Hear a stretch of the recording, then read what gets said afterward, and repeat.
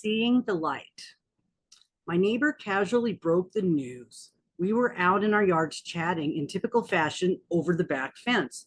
She glanced up at the majestic old tree towering above us on her side of the property line.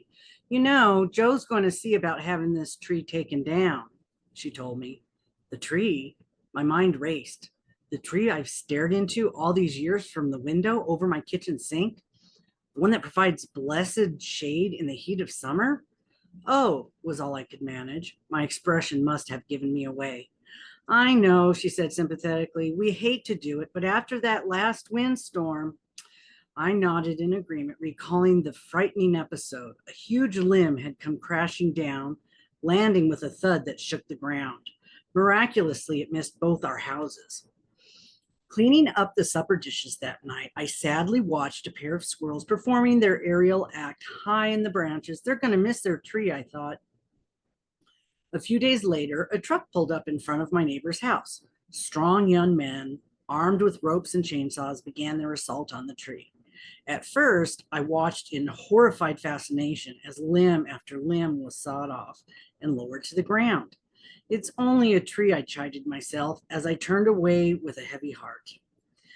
When I looked again, all that remained was an ugly stump. In a few days, they returned to grind that down, obliterating all traces of the once proud tree. I confessed my sense of loss to an older friend. The yard looks so bare now, I said forlornly. You'll get used to it, she said, trying to console me.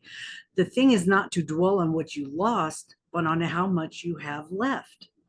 I know, I said, the way you do when you're unconvinced but trying to be polite. My days settled into their familiar pattern, but then I began to notice things. My kitchen, which had never been dim, was now brighter than ever, flooded with sunlight. I found I hardly ever needed the light over my kitchen sink anymore. My unobstructed view allowed me to see all the way through to the next block. I watched the children walking home from school, laughing and shouting. I spotted the mail carrier on his rounds. Next spring, it'll be time to plant a new garden. I almost feel guilty anticipating the wonderful tomatoes I'll be able to grow with all the extra sunlight.